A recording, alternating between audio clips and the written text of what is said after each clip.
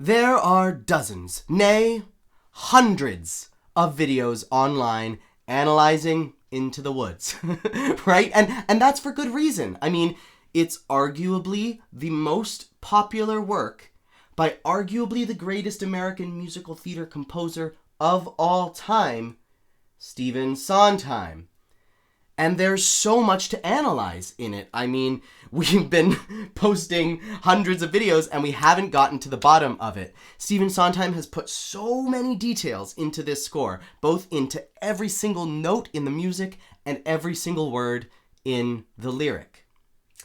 So for today's video, I want to analyze a song that I don't think gets talked about enough from Into the Woods.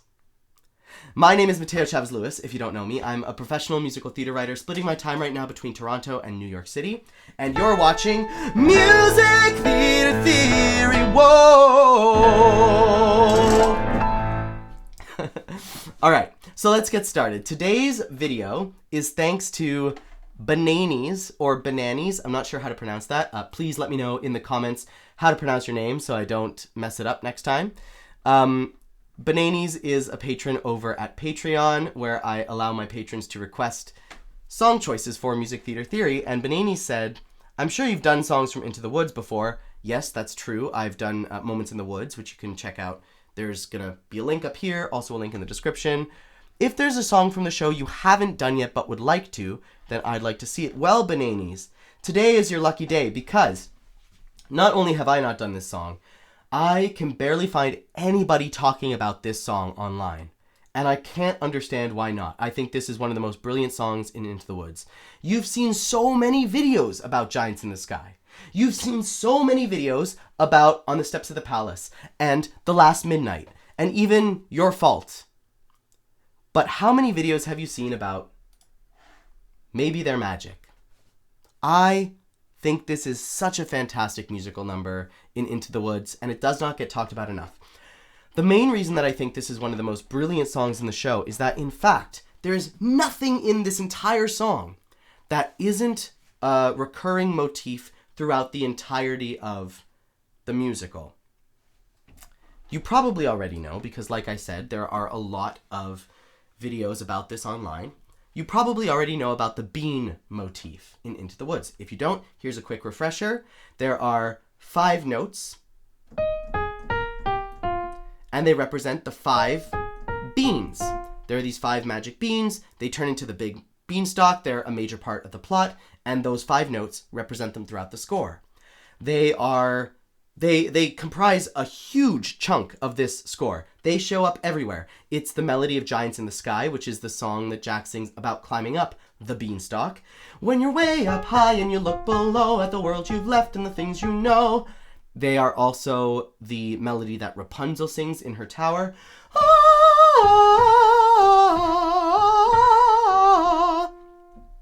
And the princes sing the same melody when Rapunzel's prince sings the same melody when he is referencing that melody that Rapunzel sings. So it shows up all over in this score.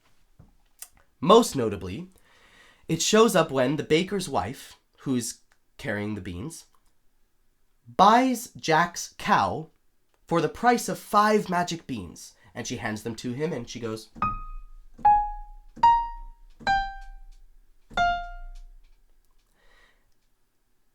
And that's very obvious, obviously, that's the bean motif. But that leads into this song, which a little bit less obviously uses the bean motif in it. The baker goes, hey, I don't know if that was cool to, take this kid's cow because we don't even know that these beans are magic. We might have just lied to this kid. And the baker's wife says, well, we need this cow to break the curse. Do you want to break the curse or not? This is what the piano part is doing at this point.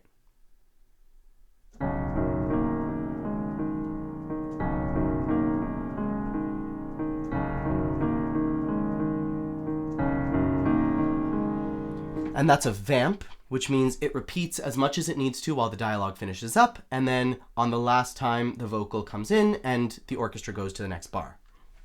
So this vamp, if you just listen to what the right hand is playing,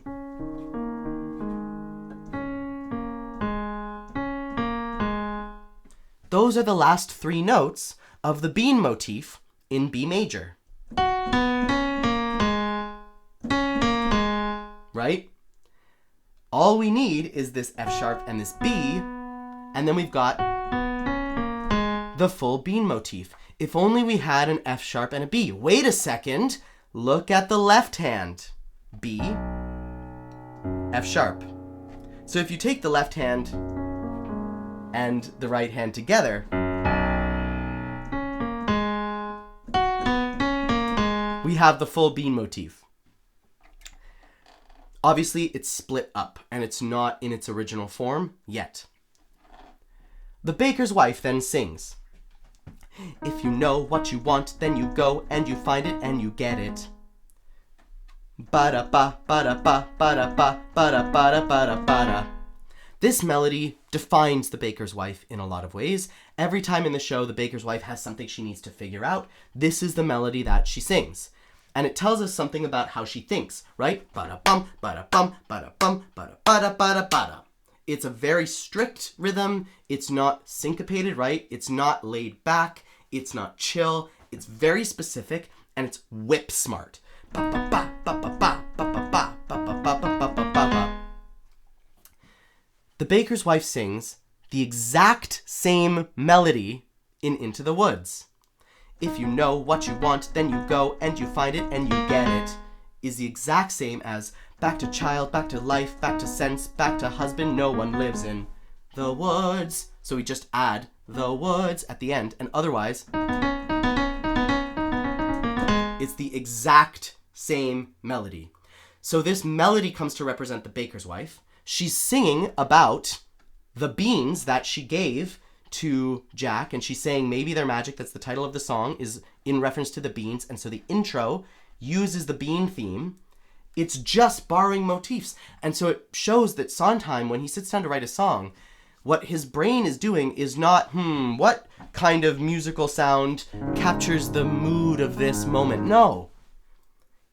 He borrows from all the musical ideas that he's already been using, which the audience already has associations with. And then he uses those to construct the song. And that's what gives the music so much more meaning than it could otherwise have. Out of context, this song would not have as much meaning as it does in the context of the full score. And that's what I think is so brilliant about it. Here we get more of the Bean motif, still not the full thing in its original unaltered form, but we get this looping section. Right? Oftentimes those last couple notes will loop, like in Rapunzel's melody. Right? So that's what this is here.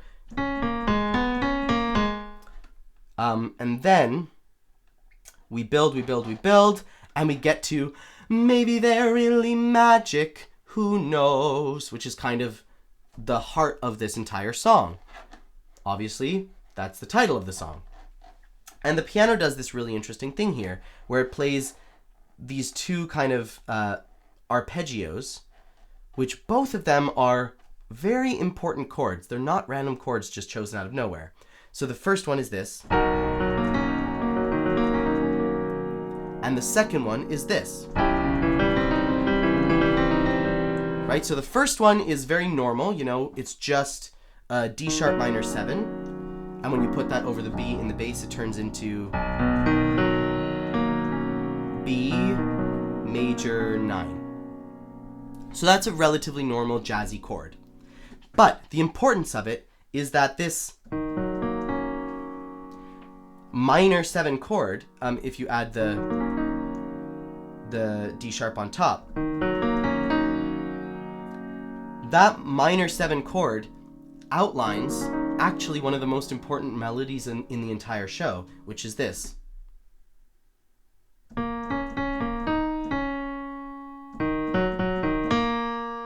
If I just play those notes in the melody and then hold them,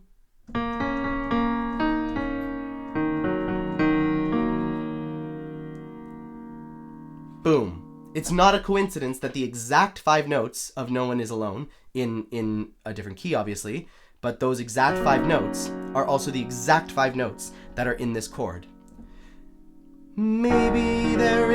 magic? Who knows? So it's possible that when the baker sings No One Is Alone, he's remembering this moment with the baker's wife where this was, where those 5 notes were in the atmosphere. The next chord is also significant because it sounds like this. Now that's a super weird chord. We've got a B on the bottom, and then we've got this like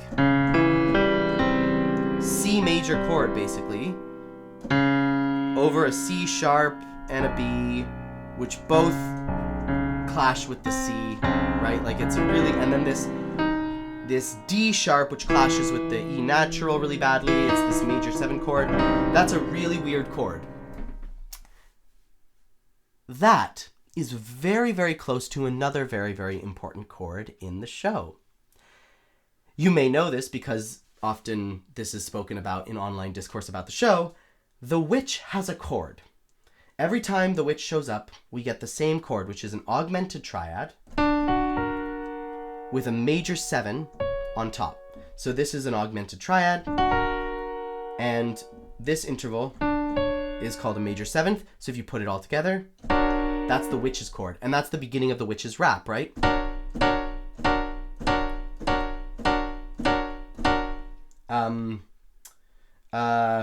Greens, greens, and nothing but greens.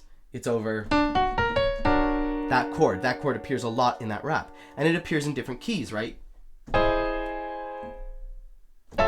But every time it's just an augmented chord with a major 7 on top.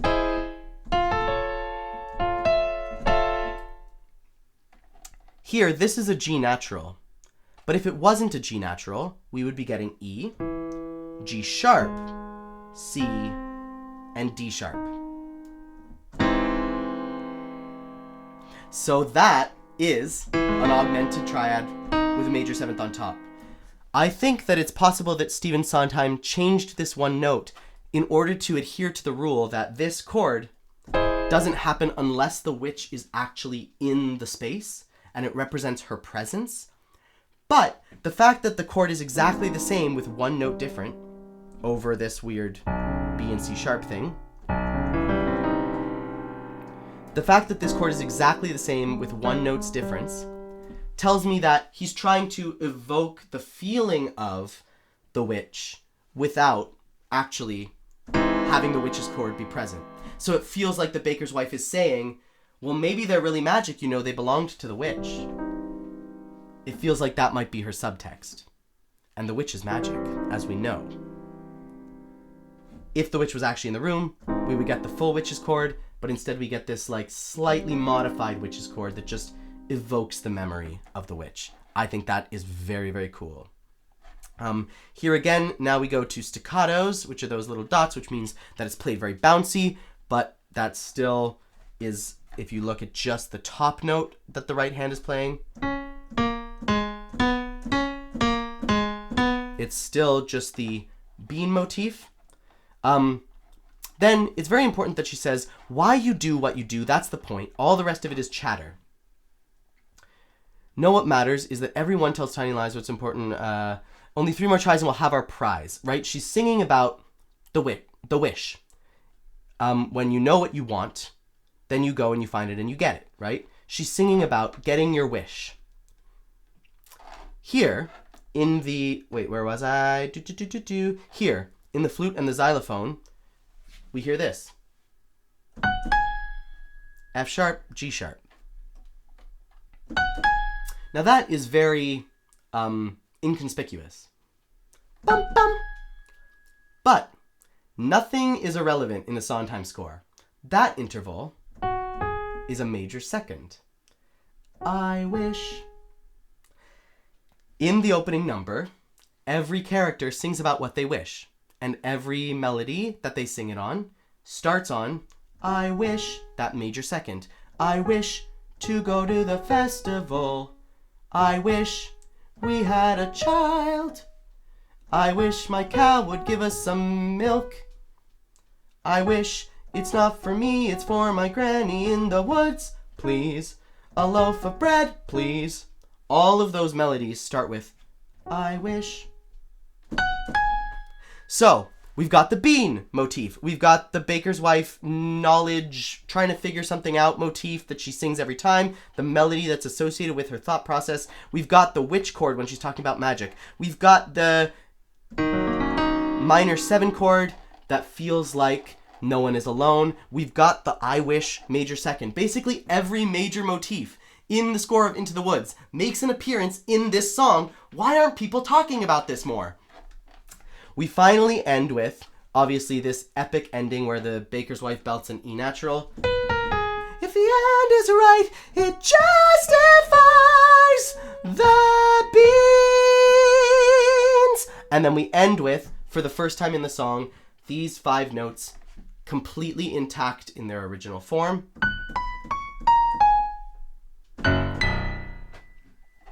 With a weird clashy thing in the left hand. And that is how the song ends. Ooh, I forgot one thing that I wanted to point out actually, which is over here, we get the bean motif, but still not exactly in its original form. This here looks like the bean motif. 1, 2, 3, 4, 5, those 5 notes. It looks like it's E, A, B, G sharp, F sharp, which is the bean motif in the key of A major, but we're in the key of B major. So this is like the motif, but it's in the wrong key. And crucially, this A here is, according to the key signature, sharp. So it actually sounds like this. So it's just a little bit off, a little bit wrong. So we're getting little chunks of it. We're getting the looping part with the other notes in the left hand, but they're not together. Then we're getting this weird alternate part that sounds very similar except for one note different, right? And then finally at the end of the song, she's made her point and bum, bum, bum, bum, bum. We get it exactly as it's supposed to be in B major. And that is the end of the song. I hope you found this interesting. I find this song fascinating, and there is so much in this song and in this score. So let me know what your favorite thing in the score of Into the Woods is, your favorite hidden detail that I didn't mention today. And I will see you next week here on Music Theater Theory. Whoa! See you next week.